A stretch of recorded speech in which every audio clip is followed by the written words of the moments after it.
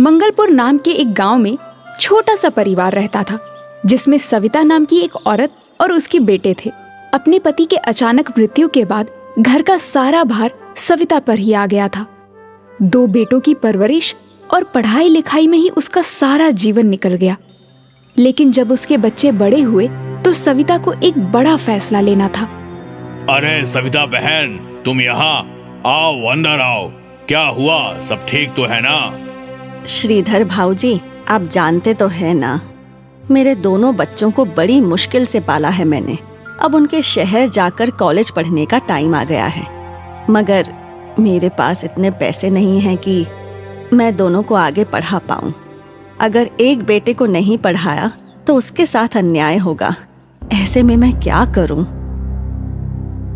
तुम शांत हो जाओ और ये बताओ कि दोनों में से होशियार कौन है? मेरा मानव ज्यादा होशियार है।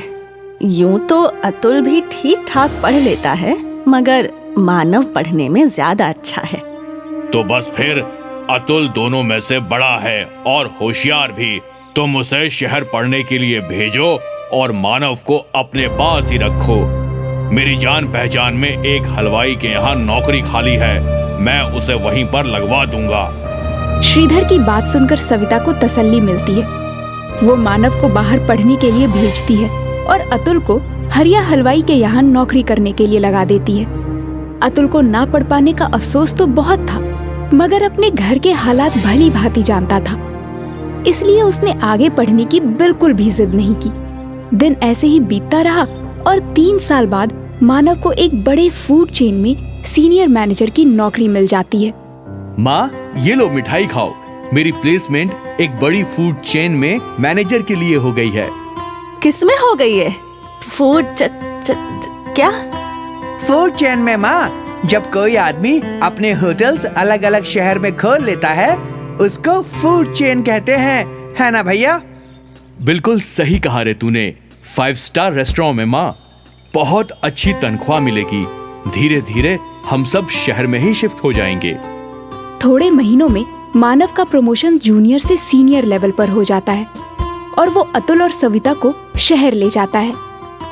माँ, कल मेरे बॉस डिनर के लिए आ रहे हैं। जब मैंने उन्हें बताया कि मैं अपने पूरे परिवार को यहाँ ले आया हूँ तो वो बहुत खुश हुए। अरे वाह, तो बुला ले उन्हें। आखिर हम भी तो मिले तेरे बॉस को। मगर माँ, तुम तो बीमार रहती हो, तो फिर खाना कौन बनाएगा? तुम चिंता मत करो भैया। जब तुम पढ़ रहे थे, मैंने हरिया हलवाई के नीचे बहुत काम सीख लिया है। तुम देखना, ऐसे खाना बनाऊंगा कि खाने के साथ उंगलियां भी चट कर जाएंगे। मगर एक बात का ध्यान रखना अतुल, बॉस 5 स्टार रेस्टोरेंट के मालिक हैं। खाना उसी के हिसाब से होना चाहिए। आप ये सब बातों की जरा भी टेंशन ना लो भैया, बस काम पे ध्यान दो। देखना, खाना खाते ही आपकी डबल प्रमोशन पक्की। कहते ही सब खिलखिला उठे। अगले दिन अतुल खूब मन लगाकर बहुत सारे स्वादिष्ट व्यंजन बनाता है। भैया, लगता है आपके बॉस आ गए हैं। मैं दरवाजा खोलता हूँ। नहीं नहीं अतुल, तू रहने दे। बॉस क्या सोचेंगे कि कैसे कपड़े पहने हैं इसके भाई ने। मैं खोलता हूँ दरवाजा। और सुन, तू अंदर ही रहना, ज्यादा बाहर निकलने की जरूरत नहीं है। अतुल ये सुनकर बहुत उदास हो जाता है और बिना कुछ कहे अंदर जाकर डाइनिंग टेबल सजाने लगता है। आइए सर, आइए। खमा खड़ी अतुल। घड़ी कम्मा सर, प्लीज बैठिए। वाह अतुल, थारा घर तो घना फूटरा से। थारा अम्मा और भाई कहाँ से? मैं अभी मिलवाता हूँ सर। माँ, ओ माँ, बॉस आए हैं। नमस्ते भाई साहब, कैसे हैं आप? यहाँ मानव, उसकी माँ और उसके बॉस एक दूसरे से बातें कर रहे थे और वहाँ अतुल खाने की तैयारी में लगा था। थोड़ी देर बाद वो सब डाइनिंग टेबल पर डिनर करने आए। टेबल को सजा हुआ देखकर अतुल का बॉस बहुत खुश होता है।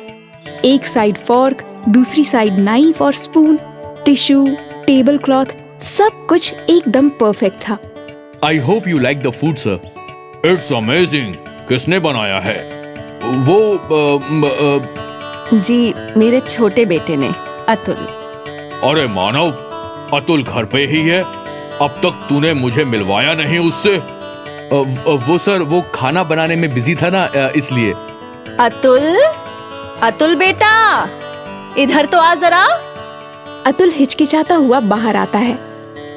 वाह बेटा, खूब चोखा खाना बनाया है थाने तो। कहीं से कुकिंग का कोर्स किया है क्या? नहीं सर, ये तो हमारे गांव में एक छोटे हलवाई के यहाँ नौकर था, इसलिए थोड़ा बहुत बना लेता है। अपने भाई के मुंह से ये सुनकर अतुल फिर से दुखी हो जाता है और खाना खाने के लिए बैठ जाता है। जाने से पहले अतुल के बॉस मानव को एक ऑफर देते हैं। खाना खा के मजा आ गया।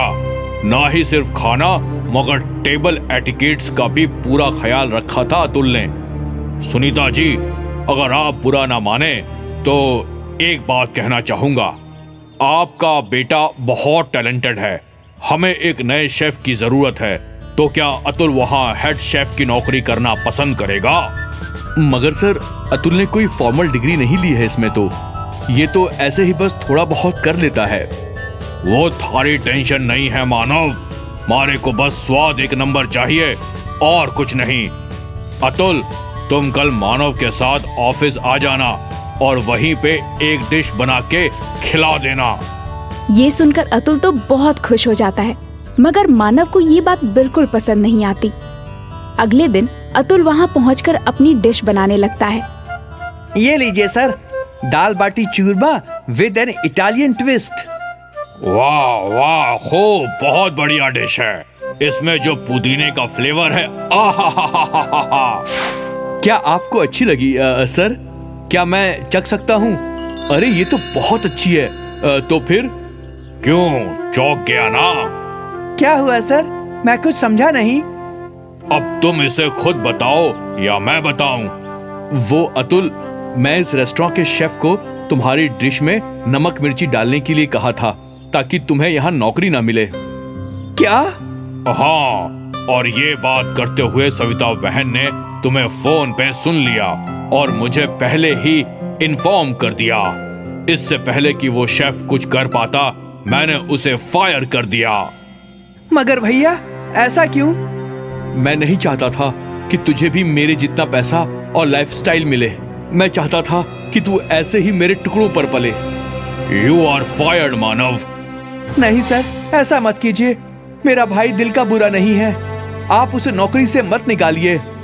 देखा मानव, तूने क्या कुछ किया, मगर फिर भी अतुल थारे से कितना प्यार करे है। I am sorry sir, I am sorry Atul. Manav को अपनी गलती का एहसास हो जाता है और वो दोनों हंसी खुशी रहने लगते हैं।